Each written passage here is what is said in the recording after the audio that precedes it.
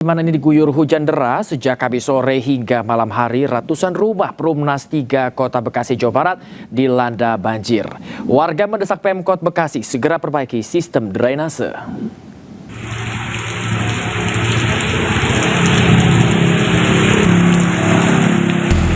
Hingga Kamis malam, ratusan rumah warga di Perumnas 3 Bekasi, Jawa Barat terendam banjir.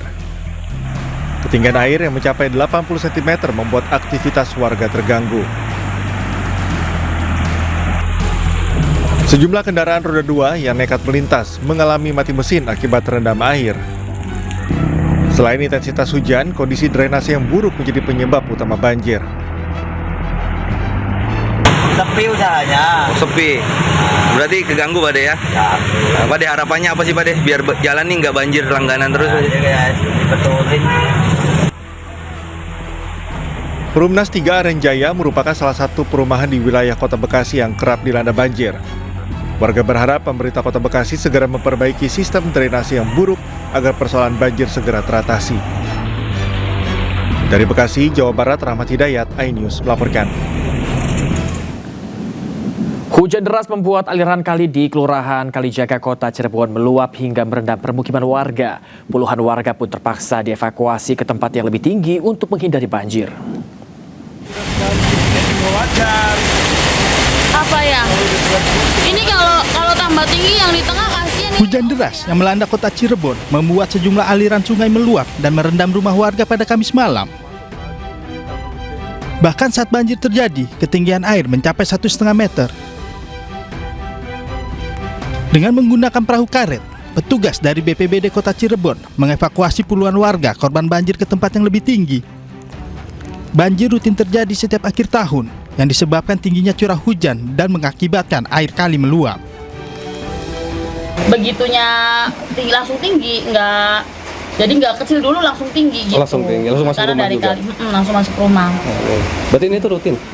Rutin tiap tahun mas. Oh rutin tiap tahun? Tiap tahun. Cuma sekarang paling parah? Paling parah sekarang. Kira-kira berapa rumah sih Apanya yang kena tuh? Kayaknya semuanya ini di sini tuh. Puluhan atau gimana? Ratusan? Ya, puluhan. Ratusan mas. Kalau rumah di sini mah. Ratusan.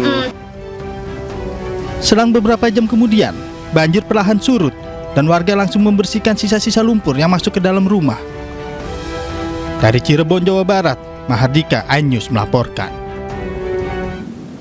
Belasan kamar indekos di Kebonjeruk, Jakarta Barat ludes terbakar. Akibat kejadian ini pemirsa, seorang penghuni kos menderita luka bakar.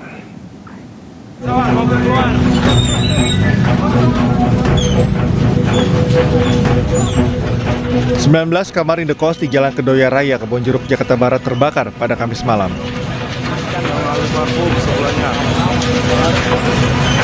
Peristiwa bermula saat api muncul dari salah satu kamar penghuni kos yang berada di lantai bawah. Jarak kamar yang berdekatan membuat api dengan cepat membesar dan menyambar ke bagian kamar lainnya. Api berhasil dipadamkan 1 jam kemudian dengan menerjunkan 7 unit mobil damkar. Selain berhasil memadamkan api, petugas juga berhasil mengevakuasi penghuni kos yang terjebak di lantai 2 bangunan. Sementara penyebab pasti kebakaran masih dalam proses penyelidikan. Informasi bahwa penghuni atas sudah bisa keluar melalui tangga ataupun tembok dari samping. Pak, untuk ada korban nggak Pak pada peristiwa ini Pak? Sampai saat ini ada korban yang luka bakar di lantai bawah. Dan alhamdulillah sudah bisa diselamatkan. Untuk saat ini sudah dalam proses ke rumah sakit terdekat melalui ambulan. Berapa orang Pak korbannya izin Pak? Untuk korban 1 orang. Untuk jenis kelaminnya wanita atau perempuan. Akibat kejadian ini, 1 penghuni kos menderita luka bakar dan langsung dilarikan ke rumah sakit terdekat. Dari Jakarta, Miftahul Ghani, iNews melaporkan. Pemirsa, sebuah bangunan roboh nyaris menimpa anak-anak saat bermain di Koja, Jakarta Utara. Selain itu pemirsa, 4 mobil mewah dan 1 sepeda motor ringsek.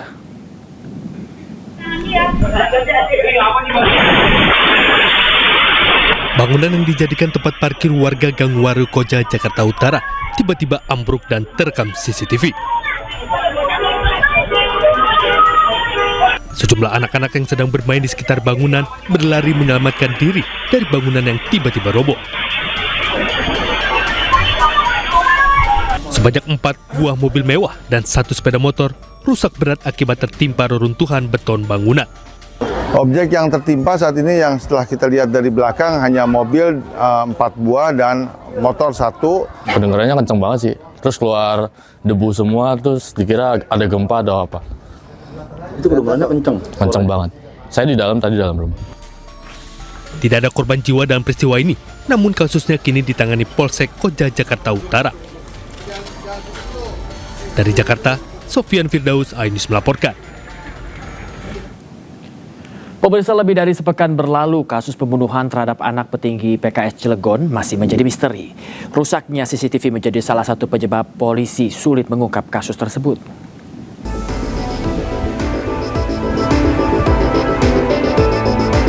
Sudah hampir 10 hari berlalu, kasus pembunuhan terhadap anak petinggi PKS di Kelurahan Ciwaduk, Kota Cilegon, Banten belum terungkap.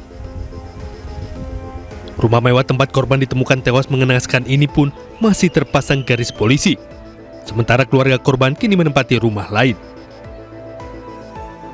Polisi menyebut mengalami sejumlah kendala, diantaranya karena CCTV di rumah tersebut sudah lama rusak.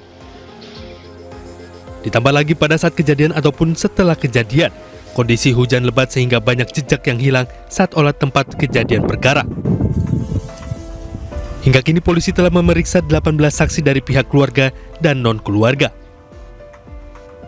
Gimana sih Bang? Kendala yang menjadi kendala oleh kita adalah di rumah itu CCTV aktif terakhir itu tahun 2023. Itu sudah kita tanyakan kepada pemilik rumah, lalu tidak adanya security yang berjaga 24 jam di lokasi rumah tersebut. Sebelumnya pada Selasa 16 Desember lalu, seorang anak berusia 9 tahun bernama Muhammad Excel Harman Miller ditemukan tewas bersimbah darah dalam rumah mewahnya. Diduga anak Dewan Pakar PKS Kota Cilegon Maman Suherman ini dibunuh karena ditemukan 19 luka tusuk dan 3 luka akibat benda tumpul di tubuhnya. Dari Cilegon, Banten, Iskandar Nasution, iNews melaporkan. Berhati-hatilah jika ada pihak-pihak tertentu yang meminta identitas Anda seperti KTP. Di Pasuruan, Jawa Timur, seorang pegawai perusahaan leasing memanfaatkan identitas puluhan orang untuk mengajukan kredit motor fiktif hingga menimbulkan kerugian miliaran rupiah.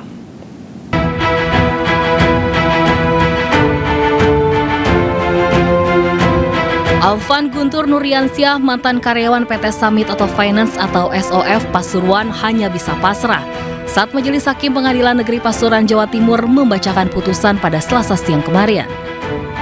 Dalam persidangan, terdakwa asal Desa Ketegan, Kecamatan Rejoso dijatuhi hukuman 2 tahun penjara. Perbuatannya terbongkar setelah perusahaan melakukan audit internal pada Februari 2024. Ditemukan 8 debitur yang data pekerjaannya sudah dimanipulasi. Peran terdakwa adalah meyakinkan pimpinan perusahaan agar mendapat persetujuan kredit. Padahal debitur tersebut tidak memiliki penghasilan tetap atau baru saja kehilangan pekerjaan. Modusnya, setelah kredit lolos dan unit kendaraan motor diantar, terdakwa mendapatkan keuntungan Rp500.000 per unit. Akibatnya perusahaan mengalami kerugian mencapai Rp172 juta. Sementara 3 orang yang diduga menjadi pelaku utama dalam perkara ini kini berstatus DPO petugas. Bagi masyarakat atau karyawan finance yang mencoba-coba untuk bermain dengan mafia, dengan apa, dipikir lagi lah, karena itu kan bagaimanapun merugikan gitu ya. Selain merugikan, dia juga akan rugi di belakang kan. Jadi saya pun sebagai penasihat hukum Alvan menunggu respon dari jaksa juga. Kalau jaksa banding, saya juga akan banding. Selanjutnya, Alvan Guntur dijebloskan ke penjara Lapas Kota Pasuruan untuk menanggung atas perbuatannya.